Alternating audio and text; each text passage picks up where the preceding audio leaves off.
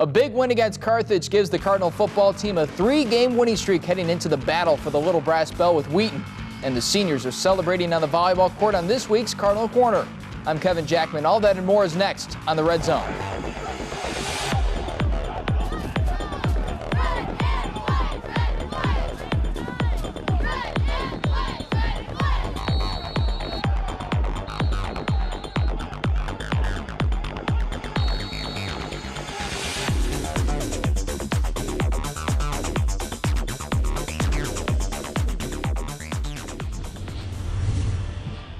Winners of 2 straight, North Central looking to take down Carthage ahead of the Big Tilt with Wheaton College. Redmond enter 2-3, an opposite 3-2 mark overall for Jeff Thorne's Cardinals. We pick up the action midway through the first quarter. Both teams having trouble moving the ball, but not this time. Carthage quarterback Bobby Suchecki hits Lafayette McGarry in stride to set the Redmen up in Cardinal territory. McGarry wants to get fed. Drive stall, so Lance Unlin comes in for a 40-yarder, and it has enough, but doink. No good, Cardinals take over. Still having problems moving the chains on offense, Hunterford gets hit as he throws, and Nolan Brannick can't bring it down. Time to punt, right? Nope. Dom Zavalia catches everybody off guard and nails Matt Randolph to pick up more than just the first down. 37 yards on the trick play, plus 15 more on a penalty against the Redmen. Zavalia again, but this time attempting the field goal, and no. Game stays scoreless, at least for now. Defense looking good for NCC, forcing another punt and getting great field position on a 15-yard shank. And that would be pretty big because the Cardinals have Austin Brunick. And Austin Brunick likes to run. And did I mention he likes to run really, really fast? 50-yard score for the sophomore running back. Cards up 7-0. Special teams don't seem very special for Carthage. Fumble! Redmond's recover, but again, great field position for the Cardinal offense. Did I mention Brunick was fast? Yeah, the guy can run and tops off this particular rush with a spinning move through a defender. And North Central now taking a 14-0 lead. Carthage willing to try just about anything to get going on offense, so they throw in a formation wrinkle, which seems kind of pointless until Suchecki hooks up with his tight end Eddie Miklas down the middle for 26. Redmond's carrying that momentum all the way down and inside the 5, but that's where the Cardinals hit the brakes on the Carthage offense. McGarry gets the ball, and he can't get anything going on 3rd down, so the Redmen go to the air on 4th down and goal, and it's incomplete. Turnover on downs. Carthage stays off the board. Halftime is the referee's time to relax, have some fun, do a little dance, and break it down for the second half. Coming out of intermission, the Cardinals get an audible from the sideline, but the ball gets snapped without anybody noticing, and the Redmen take over in the red zone. They will get a field goal on that drive. The 3 points is nothing to Austin Brunick because he has 18 all by himself. 185 yards rushing on the night and 3 TDs. Suchecki trying to bring his team back in the game, quickly slipping away, and for the moment he does. James Cobbs breaks a tackle and squeezes into the end zone, 21-10. Carthage back with it now, but facing a 4th and a yard, and we're going to need a measurement. It's short. Cardinals take over and then go on a tear. Dylan Warden hadn't done much through the air to this point, but the second half is his time. Pump and go, and Warden finds a wide open Corey Hardeman deep for a 72-yard strike. Next play for Carthage. Ritz Zerngable comes flying out of nowhere to get the pick. The quarterback shows off his return skills as well, going 43 yards. And you get a high five. You get a high five. Everybody gets a high five. Another play action, and Nolan Brannick hauls it in for 6. 35-10 NCC. Warden sees Brunick's 3 TDs and goes deep to match him, connecting with Alex Ulmer from 38 yards out. The Cardinals win 41-17, move to 4-2, and go into the battle for the Little Brass Bell against Wheaton on a high note. Welcome inside the red zone, joined by head football coach Jeff Thorne. Coach, Carthage looked like a much better team that we've seen in the recent past. You guys still beat them pretty well. You looked like you were performing pretty well. What was your big takeaway from that first contest? I wasn't surprised at all. We talked last week. I thought they were a much improved team. I think they demonstrated that on Saturday. They've got a lot of speed. They're physical up front, particularly on the offensive line. So I felt like our defense played really, really well. That was a challenge for them, and I thought they stepped up and did the things we needed to do. Got a couple turnovers, and offensively we had a couple miscues that slowed us down a little bit. But without question, they're a better team. They've done a nice job in recruiting and really developing an identity. Now, week in and week out, I feel like we've talked about this one particular player. Nolan Brannick has been absolutely sensational. Again, I mean, explosive plays, the 50-yard run, the 30-plus yard run. How does this guy continue to do it, and how does he even get better? Well, he's continuing to do it because of our offensive line. And I know I alluded to that last week, but you really can't run the football unless those guys up front are getting the job done. But it's great to have an athlete like Austin with that kind of speed that gives us that capability for the big play anytime he touches the ball.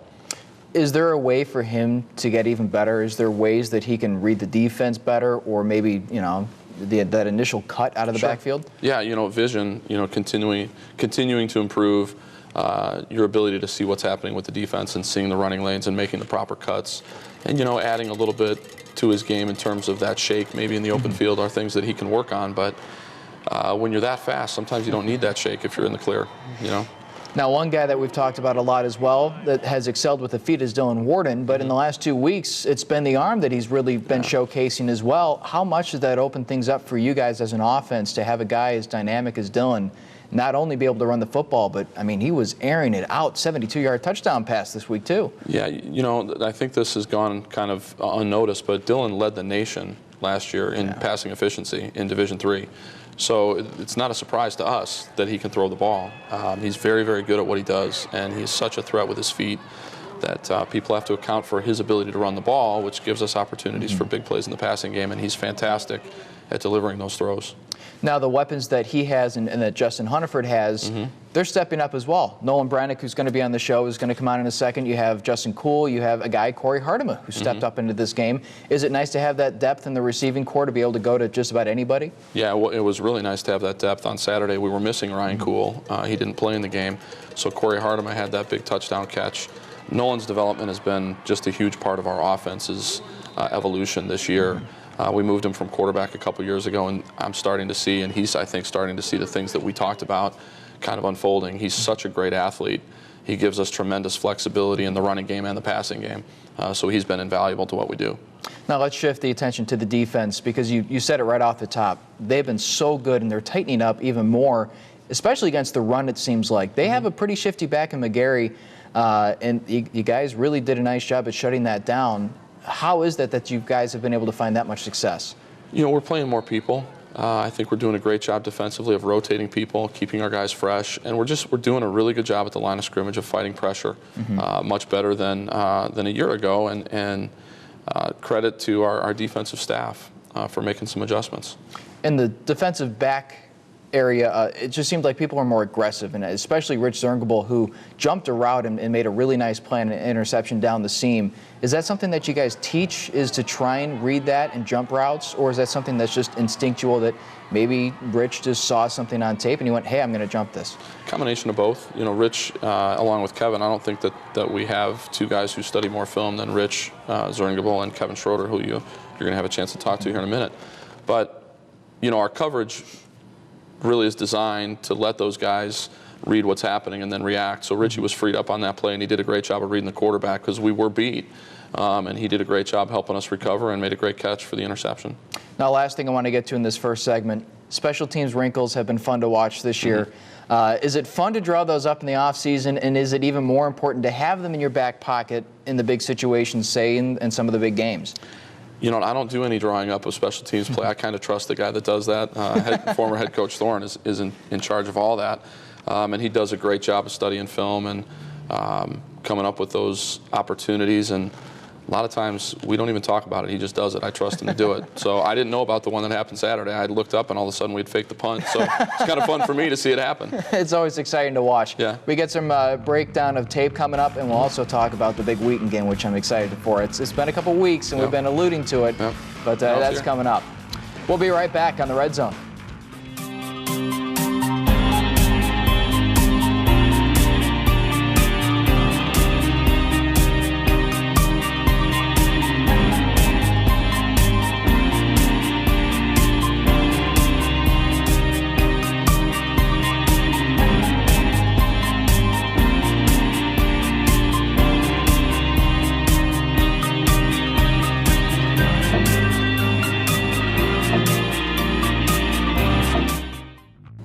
Back with Coach Thorne as we head to the film room. First play I want to talk to is that Nolan Brannick run, a 50-yard burst. It was like he crossed the offensive line and was just out. I mean, he was gone. And on this particular play, I don't think he might not have been touched on this particular run. Well, there you see the speed right there because he just outran two pretty significant pursuit angles just with speed. But yeah, he's having a heck of a season. And that big 75, there's a freshman. So Ricky Sturba starting at right tackle for us is doing a great job too. Now, is it kind of a one cut and go type of play for Austin? Just reading where's the running lane, hitting the running lane, and in our zone game we talk slow to fast through and see the lane and hit it, put the hammer down. Well, Austin's doing a pretty good job of doing just that. Yeah. We saw this wrinkle last week. It was a Justin Hunterford pass to Alex Ulmer. It was almost, it seemed like maybe the same play here. It was Dylan Warden, though, and it was Corey Hartema. The entire secondary bit on this particular play. This is a 72-yard pass play, and Dylan put it up there pretty nicely for Corey. Good job with his pump fake there to draw the corner.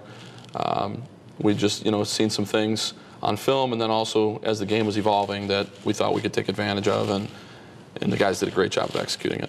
Now let's go to the defense, and we talked about this. The Rich Zerngable interception came out of nowhere, at least from my vantage point. I mean, it sounded like the fans in the stands were saying, "Oh my gosh, he's got him deep," and then all of a sudden Rich came out of nowhere and came up with a gigantic play in this situation. Yeah, they had put a really good run fake in there, and we bid on it.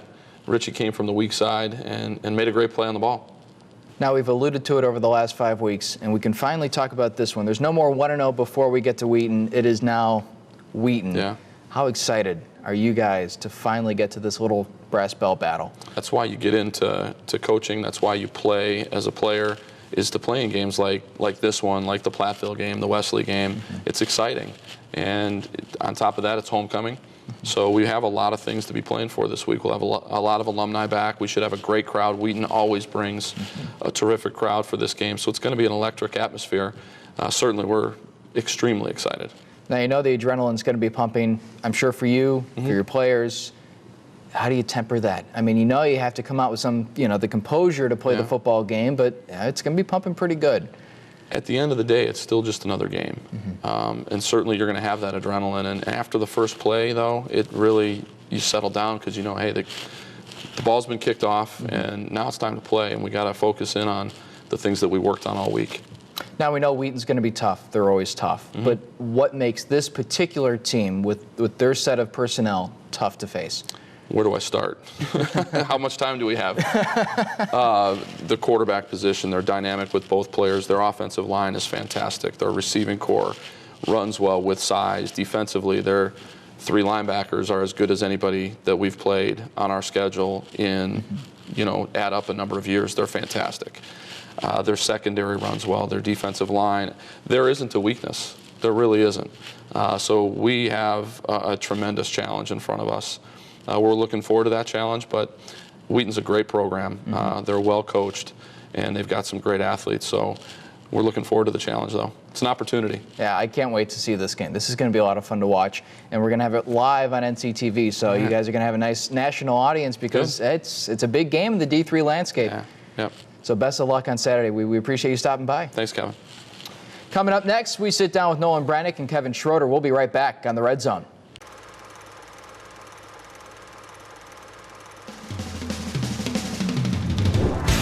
Before we sit down with the players, it's time for this week's play of the game. He already had one from 50 yards out, but Nolan Brannick was hardly touched on that first one. So how about his second? Whizzes by the offensive line into the secondary and then blows right through a pair of Redmond defenders to finish off in the end zone, capturing this week's play of the game. Here with Nolan Brannick and Kevin Schroeder. Nolan, I want to start with you. The offense seems to be getting better and better. The Redmonds came out with a pretty good defensive attack, and you guys countered it pretty well. How do you feel like that offensive performance was against Carthage on Saturday? Yeah, well, like you said, started off a little shaky. The first couple of series slowed us down a little bit. We got the fake punt was a big play for us, and then I think we ended up kicking a field goal and missed it. So it was a rough start, but then we had those two long runs with Austin to get us up 14-0, and the offensive line just did a phenomenal job all night, and it was really good to see, especially not that we had struggled recently, but good to see Austin running, and just the carryover from North Park to Carthage was great. Now, you mentioned it, the perfect segue, because Austin had those big runs that kind of jump-started the offense. You're kind of an extension of the offensive line when you're not running routes. Is it fun? Because obviously you don't see what's behind you, but a lot of times he gets in front of you pretty quickly. Right, of course. I mean, is he fun to watch when you're on the field? Yeah, absolutely. You usually don't want to be watching the person running the ball. You want to be watching the guy you're trying to block. But yeah, no.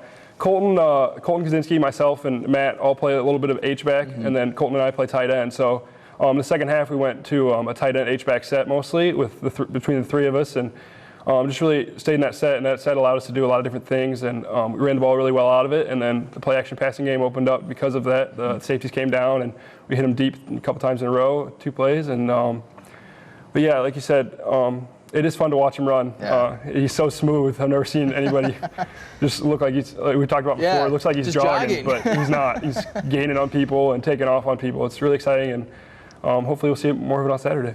Now, talk about guys that look like they're jogging but are actually going full speed. Is this linebacking core, and you and Justin and Tom, I mean, you guys are all over the field on just about every play. Is it fun to have 2 guys along with yourself that can be about anywhere when you need to be?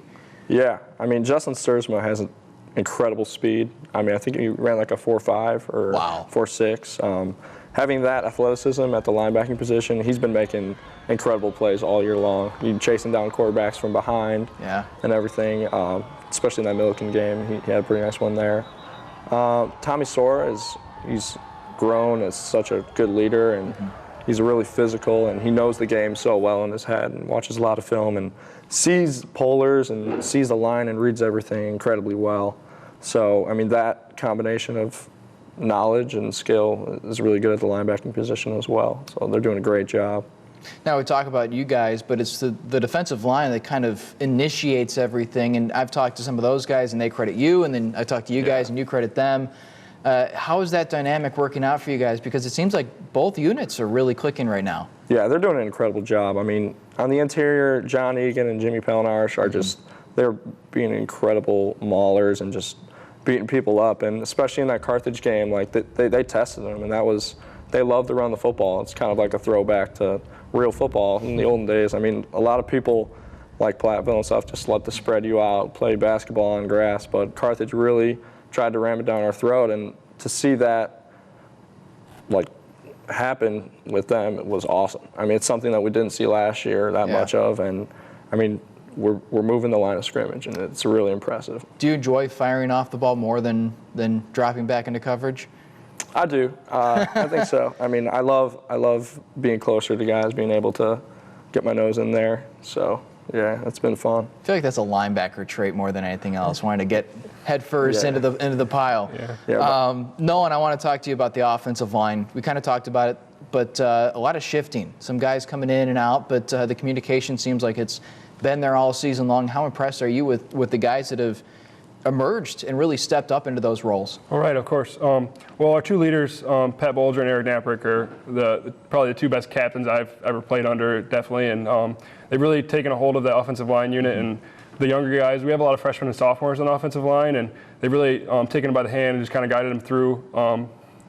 Coach Wilson joked one day that to Ricky Sturber, our freshman right tackle, he said, "Your babysitter here on the right," talking about Eric, but it's not always the case. But those 2 have done a phenomenal job bringing those younger guys along. Ricky's done a phenomenal job. Al Kakar has also stepped in, made some huge plays, and Jack Williams has been kind of that center position, done very, very nice job, especially. And Joe Fairley started all year last year as a freshman and has done very well at left tackle this year, making the switch from right. And it's been really good to see. Those guys work as hard, if not harder, than anybody else on the team, and they're rewarded for it. Definitely, I think they get to eat first and a lot of those things. But we love them to death, and it's good. It's very nice to have such an offensive experience and good offensive line. So now Wheaton's coming up, and I know both of you guys are going to be amped. How do you keep the adrenaline from just overflowing? We'll go to Kevin first. Yeah, I mean it's everything. I mean, it's homecoming, it's Wheaton, it's pretty much our season in a nutshell this weekend. So everything that all these guys have been working for, it's going to be hard to contain, but it's going to be an emotional and a very intense football game, and we just got to do it with each other and really, that's the key to it. Just looking at your guy next to you and just knowing that you're going to do the right thing, you're going to do the thing for them and do it for each other. So. I mean, we know that you guys are going to come out with a lot of energy. Is it something that you try and take that and pace yourself over the course of the game, or is it, come out with all that energy, you guys, bounce around at midfield, and then you say, all right, game time, or what, is it somewhere in the middle? All right, well, I think definitely the anticipation has built since yesterday. Even practice seemed very. It builds throughout the week, in weeks like this, like such a big challenge. And I mean, we're confident, of course. I mean, good teams are always confident, and I'm sure they're confident as well. But just the fact that the game on Saturday, I think the anticipation is going to slowly build all the rest of the week, and our preparation's been amped up to another level this week, it seems, especially. But just that, like you said, that it's just going to build all week, and hopefully on Saturday at 2 o'clock it is released, and we can sustain it for 3-4 hours. So. Now the atmosphere, is going to be pretty big. You mentioned homecoming, but Absolutely. I mean the crowd's going to be fantastic. How do you feed off of that as well? Yeah, we got great fans, and they bring a great crowd as well. And really, it's a different atmosphere than playing in Carthage or in Milliken or something like that. And man, it's just going to be such a fun day to be a Cardinal. Well, we're looking forward to it. It's going to be an exciting game. Absolutely. Best of luck, guys, come Saturday. Thank you very much. Clark Teuscher swings by, and we head to Gregory Arena for senior night with the women's volleyball team. We'll be right back on the Red Zone.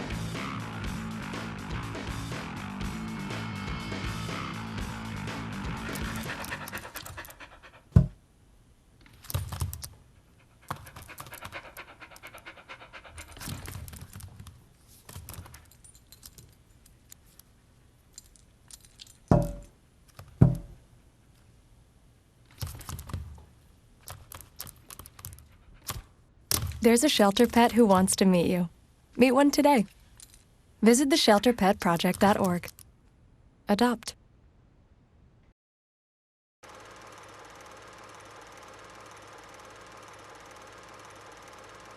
We came in as freshmen all scared, didn't know what to do. Everyone comes in scared.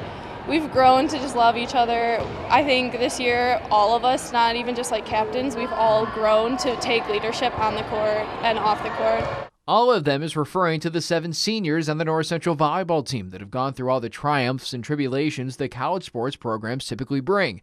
2 of those seniors, Amanda Walker and Laura Kluk, were major parts of a team with a near-conference tournament berth in 2012 before the team took a slide in 2013.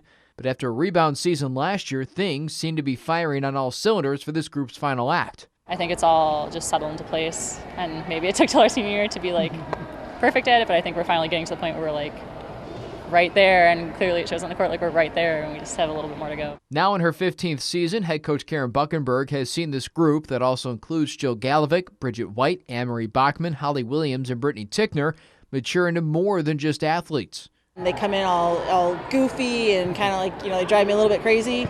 And now as seniors, I'm relying on them to, make some decisions and do some things and lead the young kids. I told them you have to be kind of like a mini coach and a mother sometimes out on the floor to these younger ones. And they really have. They've stepped into that role nicely. As for how these seniors see their coach after 4 years, she really becomes like your mom which in good and bad, in both ways. She's that person you can go to when you need someone. She's loving, caring, supports you. At the same time, she's that person that you're I don't want to make her mad. She scares me. She's intimidating. But I think it's a great combination of it on the court. And I think that she's one of the best coaches that I've played for in my time of athletics. This season has the potential for a fantastic finish. The team may have ended up losing on senior night to Elmhurst, but they battled the 15th ranked team in the nation until the very end. A few more wins in a conference tournament will be within reach, which would end things with an emphatic triumph. Hammered it home, it's Amanda Walker. Back here with Sports Information Director Clark Teuscher. Clark, let's start with the women's volleyball team. It's been a very good season to this point. They really battled Elmhurst this past week, the 15th ranked team in the nation. They came up just short on senior night, but you look at the way this team projects towards the end of the season, and you have to be pretty encouraged, right? Yeah, that's a really tough opponent that we've had to play against the last few years, and certainly a competitive match against one of the better teams in Division III. So, they have 2 conference matches left to lock up a spot in the postseason, and certainly seem capable of doing so. The record might be similar to the way it was last year. I think it was 20-14 last year. They're getting close to that right now. But inside the conference, They've really battled people well, and they have a chance to surpass their conference record from a year ago, which was only 2-4. Are they confident going into the end of the season, thinking we could actually compete and actually make some waves in the conference tournament? Yeah, I think so. Outside of the Carthage match, where we had a couple of players injured and really weren't up to full speed, they've all been matches where they've played pretty well. So I don't think they should feel any anxiety about trying to get back into the postseason and making a run. So now one team that's doing really well right now is the men's cross country team. They went up to Oshkosh, which has a bevy of talent up there at that particular meet. They took second, and they did it without some of their top runners. It's even a larger meet this year, being that it's the national championship course, so it drew a much larger field than it typically does. So there was about 45 teams on the line, which is about as big a meet as you're ever going to see. Zach Plank, the top runner, had a lingering injury issue, and Al is pretty quick to pull the trigger on pulling somebody out in the regular season. He doesn't want to mortgage the postseason success for a regular season meet, even though it's a really large one. Aaron Sabat got about a quarter of the way through the race and had an injury issue that had been nagging him for a while and had to drop out. And so we're, depending on a lot of inexperienced guys, wound up not having a single finisher that was a part of our varsity 7 last year, and to finish second by not a huge margin with 3 of your top 5 runners being freshmen, as we did. It's you always want to finish first, but it's really hard to feel bad about a second place finish in a scenario like that. It's pretty remarkable how this program just continues to cycle through these phenomenal runners each and every year. They won the championship last year. They lost some pieces. They don't run some of their top guys. Some of the guys fall out. They compete at Oshkosh. It's just impressive. It's just a lot of fun to watch. Yeah, and it's kind of a function we've talked about before. The coaches talking about the team dynamic and how guys work together and how it was a really good breeding ground for guys to step up as competitors, and we've certainly seen that here as the season's gone on. Now the women's team, same meet, they took 12th out of 46 teams. What was the takeaway for them coming away from that meet? Well, they did finish ahead of 2 nationally ranked teams. Just like the men's race, it was a lot larger this year due to the location. And it's something that they could see themselves push back into the national rankings with a 12th place finish. That's how good the field was. So I think they've been through some injury issues of their own. They seem to have gotten everybody back in the lineup and are feeling pretty good about repeating as conference championships next weekend in Kenosha. Now this weekend is a big one for North Central. It's homecoming, so there's going to be a lot of fun events, and one of those is the Hall of Fame induction. Is it exciting for you guys to be able to induce a really nice class? Yeah, for us, it's really one of the great things that the college does, because you get a chance to not only connect with these alumni and really bring them back into consciousness for people who are on campus now, and a lot of them haven't been to campus for several years. Some of them not even since they graduated, and they come back and they see all the progress that's been made and continues to be made, not only in terms of buildings and facilities, but in terms of the programs and people that we're producing and the kinds of things that we're able to do. So it's certainly a great event for the inductees, but also for their classmates and everything that are coming back. And it's really turned into a great whole weekend for those people to experience. Now, we don't talk football very often, but how excited are you for this big Wheaton North Central game, the battle for the Little Brass Bell? Well, the coaches will tell you that they haven't been looking ahead, but we've been looking ahead because we have to. So, we've been looking at this one for a while and getting things ready. So, we're certainly looking forward to a really exciting game in front of a full house. Awesome. Thanks for stopping by, Clark. We appreciate it. Thank you. Well, that's all the time we have on this edition of the Red Zone. The big Wheaton North Central matchup on Saturday. Homecoming. It's at 2 o'clock, and we'll bring it to you live on NCTV 17. I'm Kevin Jackman saying so long. We'll see you next week on the Red Zone.